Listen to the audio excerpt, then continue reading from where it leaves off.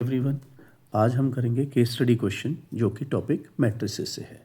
तो पहले स्टेटमेंट को रीड करते हैं। A company produces 3 types of gadgets G1, G2, G3 in 2 factories F1 and F2. The weekly production in hundreds of units at F1 and F2 is recorded in the following matrices. ये आपने ध्यान रखना है कि units जो हैं वो hundreds में मैन्युफैक्चर हो रही हैं। उसके बाद P जो है प्रोडक्शन दिखाई गई है। उसके बाद यहाँ पे पढ़ते हैं आगे।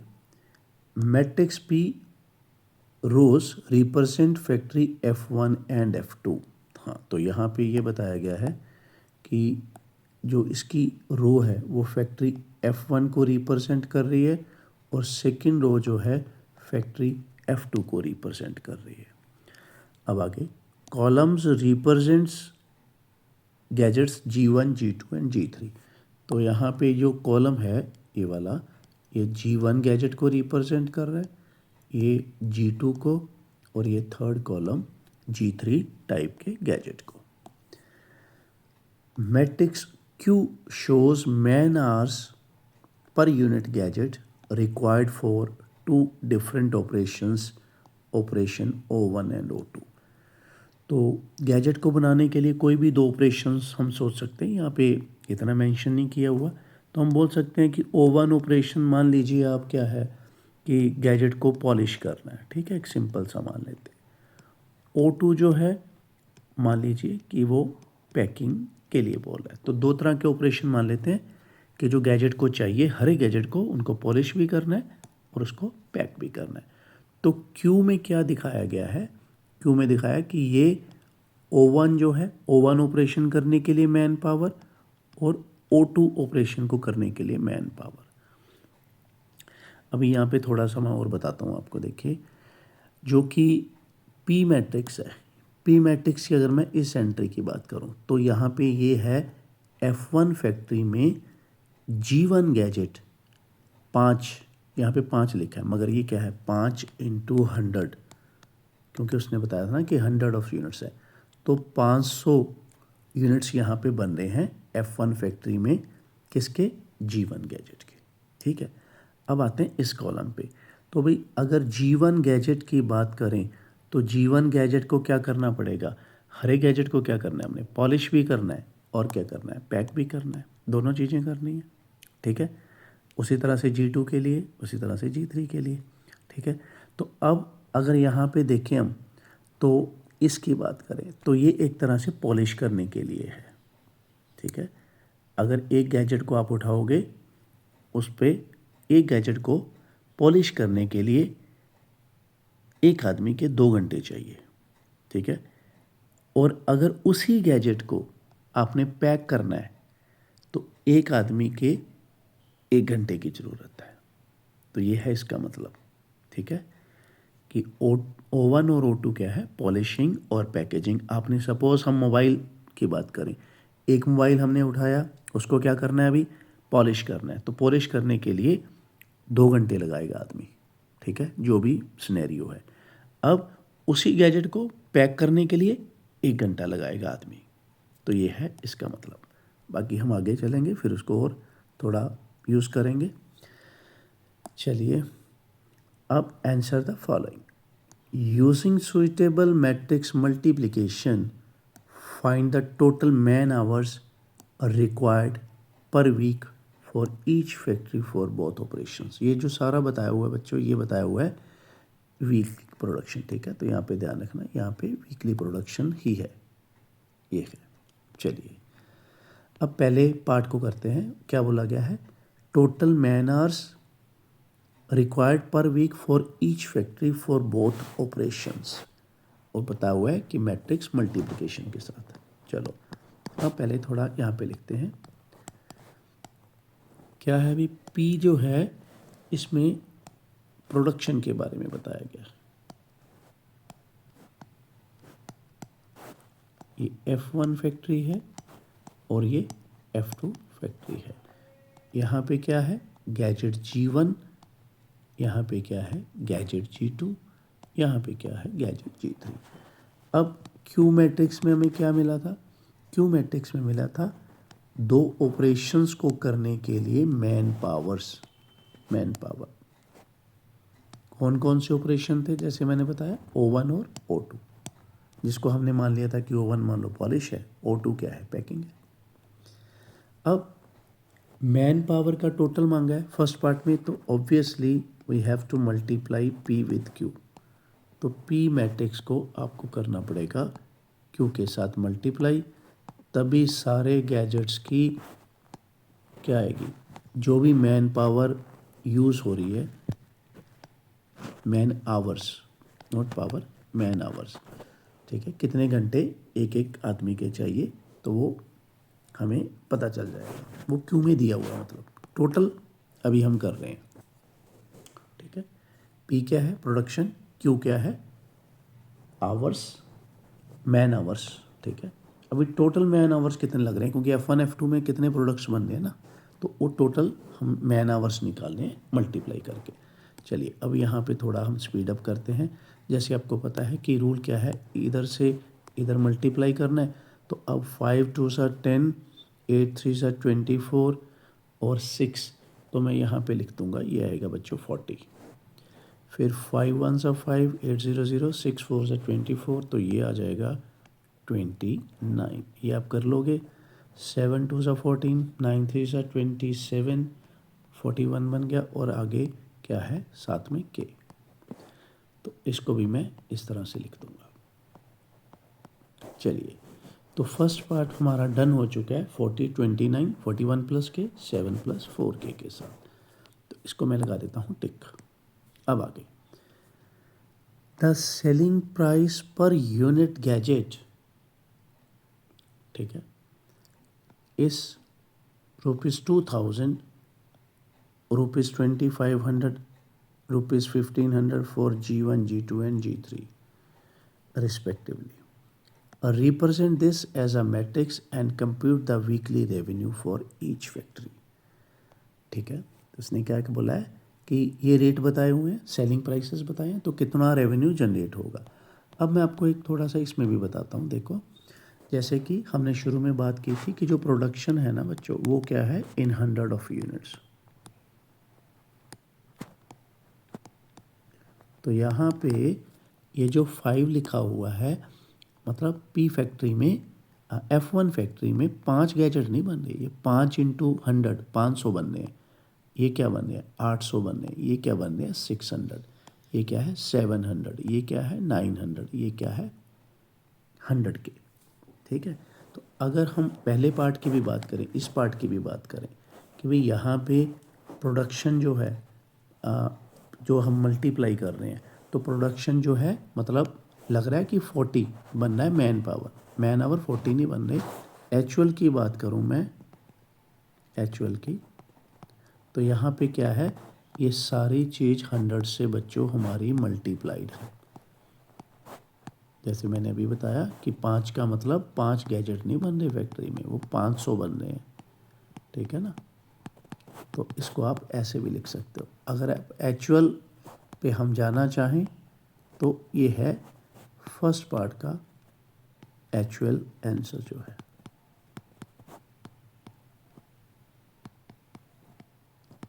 ये है, ठीक है। चलो इसको थोड़ा सा करेक्ट कर लेते हैं, 41 थोड़ा मिक्स हो रहा है, ये लीजिए। हाँ, अब आते हैं सेकंड पार्ट की ओर, ठीक है। सेकंड पार्ट में क्या बोला था, फिर उसको रीड करते हैं। सेलिंग प्राइस बताए थे एक के गैजेट के, और बोला है कि कितना रेवेन्यू जनरेट होगा। रेवेन्यू मतलब टोटल 100 भी सेल होगी, सारा बेच के क्या बनेगा उसको देखते हैं। तो अब हम क्या करेंगे, पहले तो लिखेंगे प्रोडक्शन ये थी हमारी, ठीक है, 5 8 6 7 9 के। तो अगर रेवेन्यू बनाना है तो हमें क्या करना पड़ेगा, हर एक गैजेट को उसके सेलिंग प्राइस से मल्टीप्लाई करना पड़ेगा। तो ये मैंने कॉलम में लिख लिया एक एक गैजेट का सेलिंग प्राइस। अब ये रेवेन्यू है, मगर 100 से मल्टीप्लाई करने के बाद ही हम उसको लिखेंगे एक्चुअल। जैसे यहाँ पे मैंने ऊपर लिखा ना एक्चुअल, ठीक है। पहले एक बार सिंपल कैलकुलेशन करो, तो ये आ जाएगा 5 × 2000,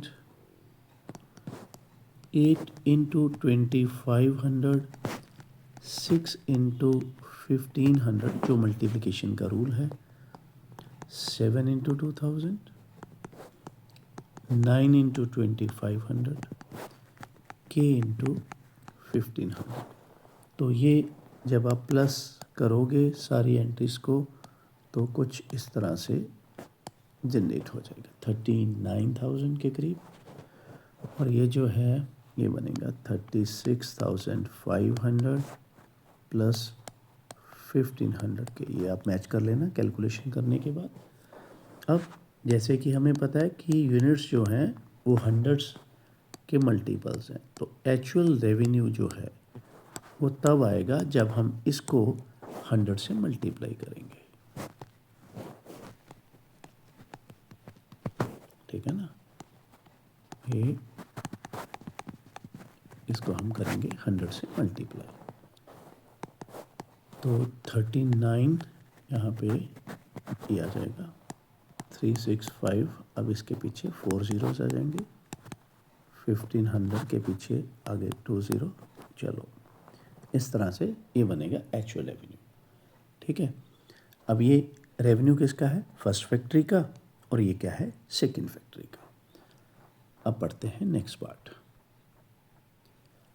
थर्ड पार्ट में क्या है, if due to a policy change G3 production in F2 is doubled. 3 तरह के गैजेट हैं, G1, G2, G3। अभी वो G3 की बात कर रहा है, ठीक है। G3 की प्रोडक्शन किस में, F2 फैक्ट्री में क्या करनी है, हमने डबल करनी है। सिर्फ G3 गैजेट की प्रोडक्शन F2 फैक्ट्री में क्या करनी है, double, while the other numbers stage the same. तो बाकियों को कुछ हमने चेंज नहीं करना है। Right the new production matrix and recompute the answer of part 2। तो अभी हमने जो पार्ट 2 में निकाला है रेवेन्यू, उसको हमने रिकन्स्ट्रक्ट करना है। चलिए, तो यहाँ पे ये डिफ़िकल्ट कुछ नहीं है, सिर्फ एक लिटल सी चेंज है, उसको हम अभी हैंडल करेंगे। तो यहीं बताता हूँ मैं। देखिए प्रोडक्शन जो थी बच्चों, प्रोडक्शन यहाँ पे 5, 8, 6 ये F1 फैक्ट्री की थी, तो इसमें कोई चेंज करने के लिए बोला नहीं। यहाँ पे फैक्ट्री F2 है, गैजेट G1 है, ये गैजेट G2 है। इसमें भी प्रोडक्शन में हमने कोई चेंज नहीं किया। ये आप देखो, मैं सारा डाटा वैसे ही उतार रहा हूँ, ये सारी एंट्रीज मैंने, मगर यहाँ पे चेंज करूँगा अभी मैं यहाँ पे, क्योंकि यही तो ट्विस्ट है कि भाई G3 जो गैजेट है उसको, उसकी प्रोडक्शन उन्होंने बोला है डबल करने के लिए, तो यहाँ पे नई प्रोडक्शन ये होगी, ठीक है। यहाँ पे चेंज आई है, ये आप थोड़ा ध्यान रखना। अब इसको क्या करना है, रेट जो है उसके साथ मल्टीप्लाई करेंगे तभी तो हमारा रेवेन्यू आएगा। तो अभी मैं लिखूँगा रेवेन्यू क्या है, जो भी नया हमारा प्रोडक्शन मैट्रिक्स बना है 586,792 के, और रेट वही है, सेलिंग प्राइस तो वही है, उसमें तो कुछ उसने चेंजेस के लिए बोला ही नहीं। तो यहाँ पे 2000, 2500 और 1500 लगाओगे आप। अब इसमें हमें टाइम ज़्यादा कंज्यूम करने की ज़रूरत नहीं है, क्यों, क्योंकि ये वाला तो सारा सेम ही आएगा, क्योंकि इसमें कोई चेंज नहीं है, इसमें कोई चेंज नहीं है। तो इसको मैं भी जल्दी से लिख दूंगा ऊपर से देख के कि 39 है, 1 2 3 4 5, ठीक है। अब इसको मैं इससे मल्टीप्लाई करूँगा, ठीक है, इसको इससे मल्टीप्लाई करूँगा, तो ये भी टर्म मेरी सेम ही आएगी, क्योंकि यहाँ तो हमने कोई चेंज किया ही नहीं है। तो यहाँ पे हम अपना टाइम जो है वो सेव कर सकते हैं, ठीक है ना। अब सिर्फ इसमें चेंज आया, इसमें, क्योंकि यहाँ पे पहले के था, अभी 2K है, तो 2K जब इससे मल्टीप्लाई होगा तो ये बन जाएगा 3000 के। पहले 1500 के था, ठीक है।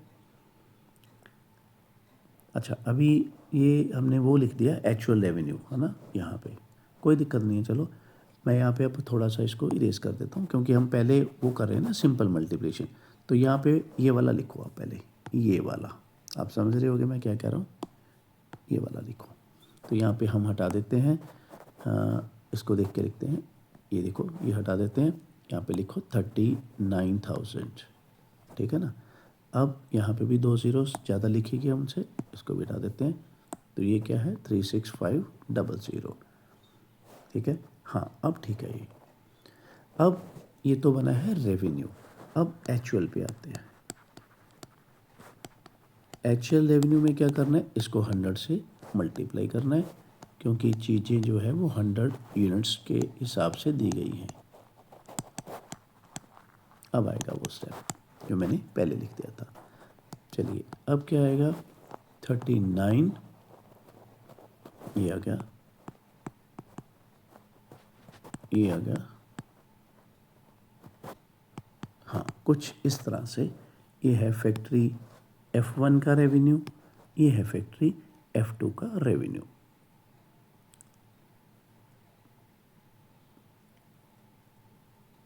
यहाँ पे 3000 के पीछे हमने कितनी ज़ीरो लगानी है, 2 ज़ीरो है ना यहाँ पे, क्योंकि 3 पहले थी, ठीक है, और 2 हमने लगानी है। तो यहाँ पे भी थोड़ा क्लियर करके लिखे अभी, नहीं तो बाद में डाटा जो है हमें परेशान कर सकता है। 3 1 2 3 पहले थी, 2 हमने लगा दी, तो ये है कुछ, ठीक है।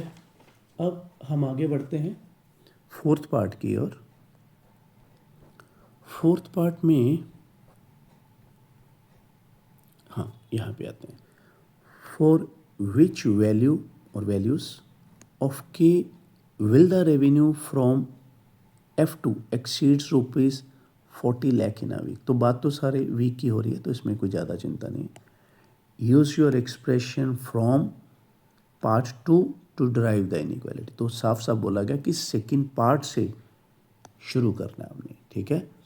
कंडीशन क्या है कि F2 की जो प्रोडक्शन है रेवेन्यू है सॉरी, वो 40 लाख से ज़्यादा होना चाहिए। अभी आपने ध्यान रखना है कि सेकेंड पार्ट में, अभी आपको मैं लेके चलता हूँ, यहाँ पे देखिए सेकेंड पार्ट में रेवेन्यू, यहाँ पे थोड़ा कलर चेंज करते हैं, ठीक है।